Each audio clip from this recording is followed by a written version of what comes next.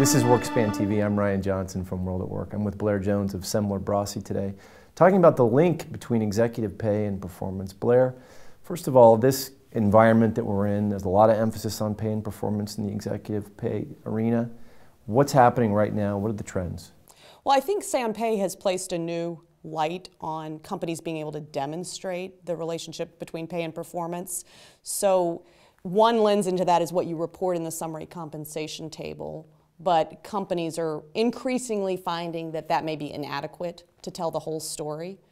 So companies have been turning to other definitions of pay to juxtapose against their performance to try to tell a story with more context. And so people might have heard the terms realizable or realized pay out in the marketplace. And those are attempts that companies are making to show how actual performance has affected their pay, either to date in the case of realizable pay, or from a realized perspective in terms of actual pay that executives have taken home if they're talking about realized pay.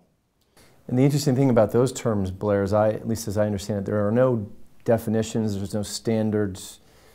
Companies are sort of defining these things on their own, or am I incorrect about that? Well, I think that's, the real challenge with all of this, because there is no standard definition. So what that breeds is a difficulty to compare against companies. You have some skepticism from the institutions and the advisory groups that companies are just trying to put their best foot forward. And you have some disagreement among the recipients of pay, the executives, as to really whether it's giving the most accurate story of what they're receiving. So you've got all those dynamics going on.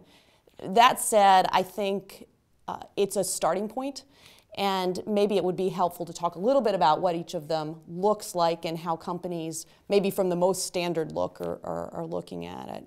So if you talk about realizable pay, the idea there is to capture how pay has started to be performance affected, I guess is the best way to think about it.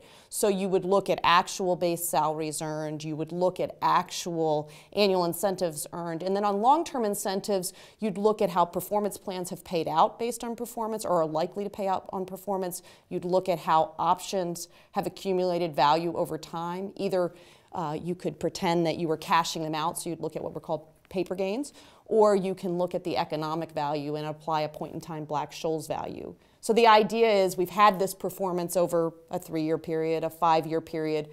How has that affected what our pay looks like, regardless of vesting schedules or anything like that? Realized pay looks more at what people have actually taken home. So it would look at actual option exercises, it would look at actual performance share payouts. And that's the only true measure of what people have taken home. The challenge there is it's totally dependent on individual decisions and timing. So it makes that a harder metric to certainly compare, but also to link up with any performance period. Because if you think about options, for instance, somebody could have waited 8 years to exercise those options. So you're plopping those in a 3 or 5 year time period that may have not told the full story of those 8 years. Blair, tell me how companies are using this now. Well, it's interesting. Right now, I think most companies are using it internally, and that's a good thing because the board sets up these programs in order to drive performance, and this is the test as to whether that's actually working. So from an internal standpoint, I think it's giving boards good clues as to whether the program's working, and if it isn't, then you can do some what-if types of testing to say, well, what if we changed this feature, or what if we changed the mix of our long-term incentives, would we get a better outcome? Fewer companies have been using it externally and actually putting in their proxy, although I think that's going to increase.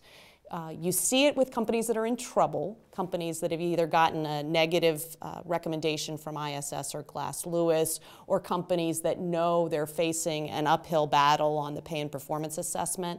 I think they've used it to try to demonstrate that there is something going on behind the scenes that's actually linking pay and performance.